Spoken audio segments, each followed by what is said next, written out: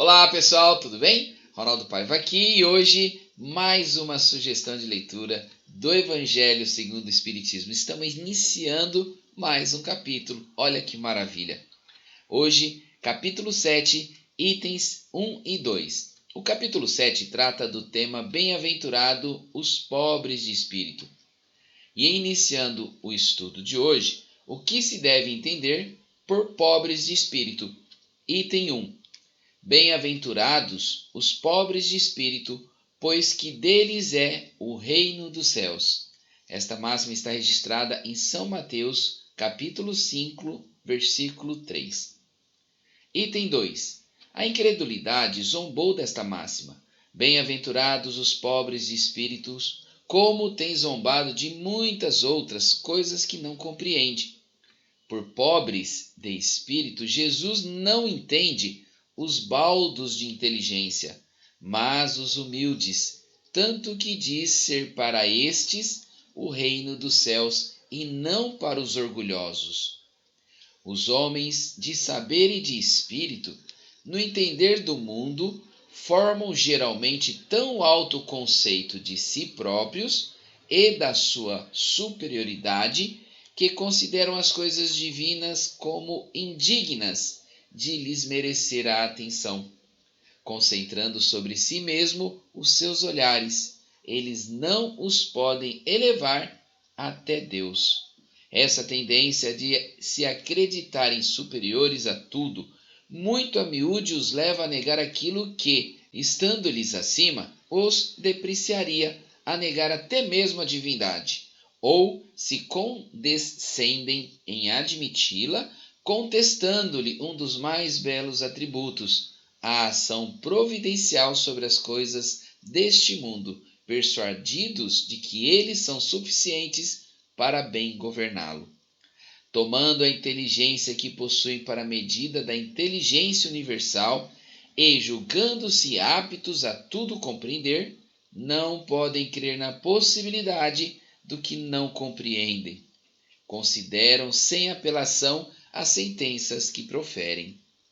Se recusam a admitir o mundo invisível e uma potência extra-humana, não é que isso lhes esteja fora do alcance, é que o orgulho se lhes revolta à ideia de uma coisa acima da qual não possam colocar-se e que os faria descer do pedestal onde se contemplam. Daí o só terem sorrisos de mofa para tudo que não pertencem ao mundo visível e tangível.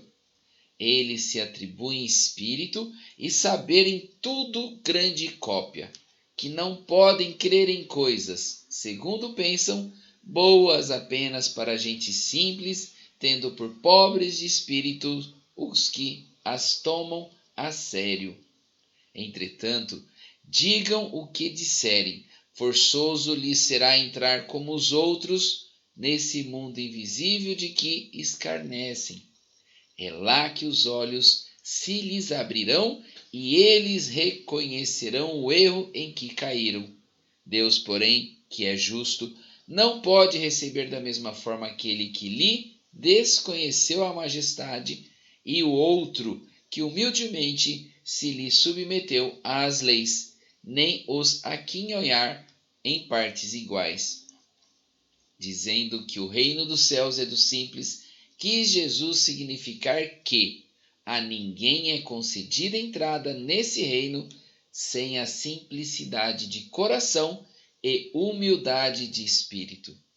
Que o ignorante e possuidor dessas qualidades será preferido ao sábio, que mais crê em si do que em Deus.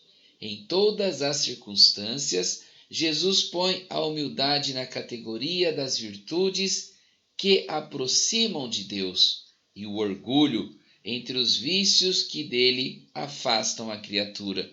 E isso por uma razão muito natural, a de ser a humildade um ato de submissão a Deus, ao passo que o orgulho é a revolta contra ele. Mais vale, pois, que o homem, para a felicidade do seu futuro, seja pobre em espírito, conforme o entende o mundo, e rico em qualidades morais. E assim concluímos a sugestão de leitura do dia de hoje. Queridos irmãos em Cristo, fique agora com os comentários. Até mais, tchau, tchau.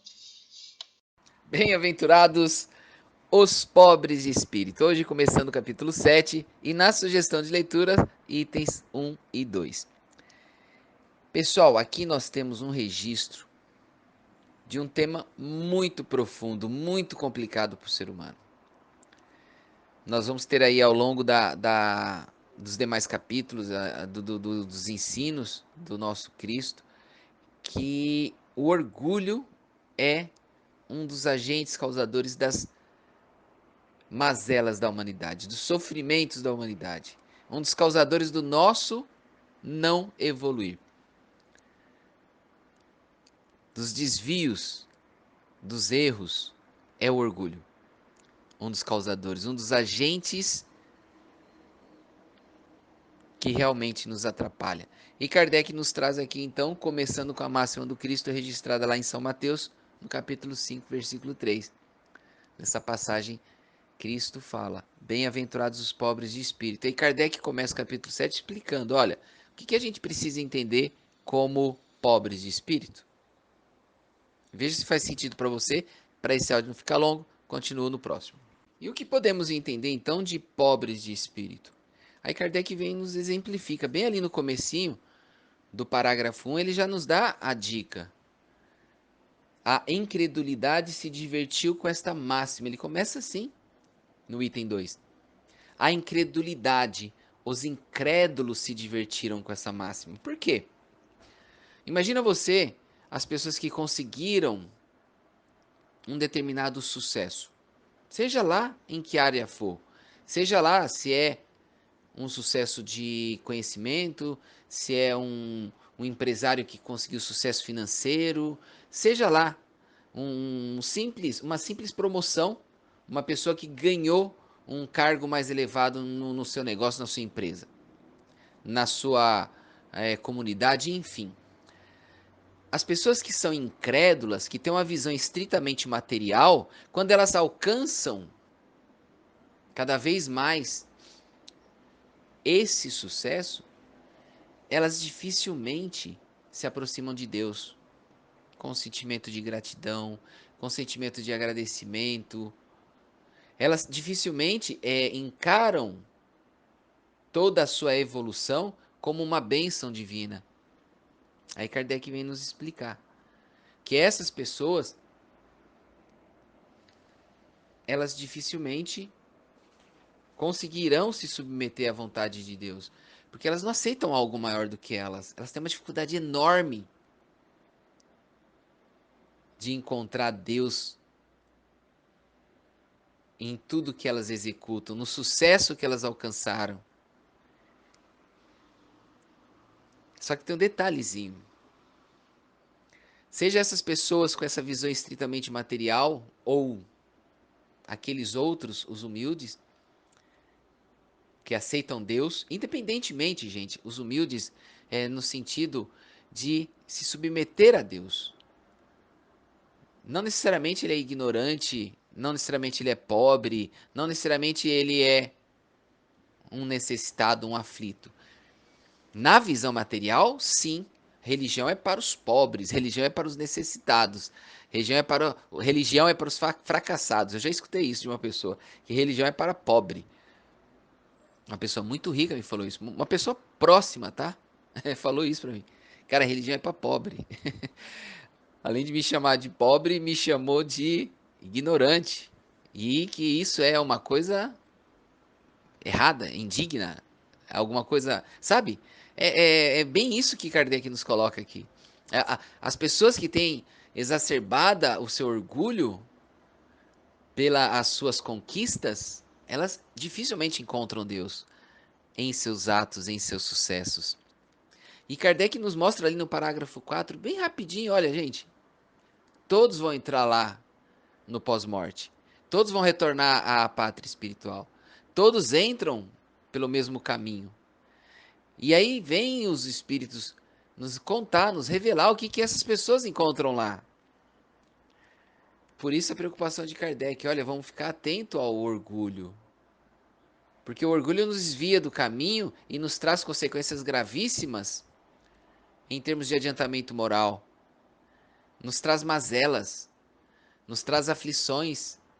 Porque se eu cometo atos devido ao meu orgulho, se eu cometo atos que eu possa prejudicar os meus próximos mais próximos, eu vou reparar isso nas minhas próximas existências. Olha como o orgulho pode me atrasar. Vamos dar um exemplo. Se eu sou uma pessoa muito rica e eu bato no peito e falo que isso é mérito meu e dificilmente eu tenho Deus no meu coração e eu deixo de auxiliar os meus próximos criando prosperidade para com eles. Porque quando eu falo assim nesse exemplo, estou querendo só exemplificar uma pessoa rica, eu falo isso algumas vezes ao longo dos estudos. Uma pessoa rica, ela pode usar o dinheiro dela para gerar prosperidade para os seus próximos, muito próximos, para a sua comunidade. A pessoa pode gerar um local, um ambiente de estudos. Ela pode proporcionar alívio de dores, eliminar fome, auxiliar com compras de remédios, auxiliar com compra infinitas maneiras de se auxiliar. Mas o orgulhoso dificilmente vê Deus. E se ele não vê Deus, ele não vê caridade. Ele bate no peito e fala: isso é mérito meu. E se você quer ter, você tem que se esforçar como eu me esforcei. Ele não enxerga a oportunidade de auxiliar. E aí Kardec vem aqui nos mostrar no parágrafo 4. Olha, todo mundo vai entrar pelo caminho da morte. E o que nós vamos encontrar lá? E aí vem explicando, arrematando o áudio e o comentário do dia de hoje. Para Jesus, se você tem a visão material, Jesus fala, olha, bem-aventurados os pobres de espírito. Então, seja igual àqueles que você está achando que é um pobre de espírito. Seja humilde, tenha Deus no seu coração, seja simples. Esses receberão as bem-aventuranças do Cristo. Que possamos ter um entendimento, então, de que Jesus nos passou o conhecimento, nos deu o exemplo da humildade e da caridade. Deus acima,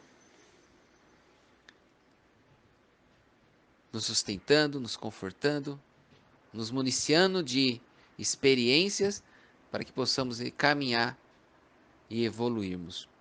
Fiquemos atentos aos pontos de orgulho que possam nos desviar. Fiquemos atentos e busquemos o estudo para evitarmos o erro.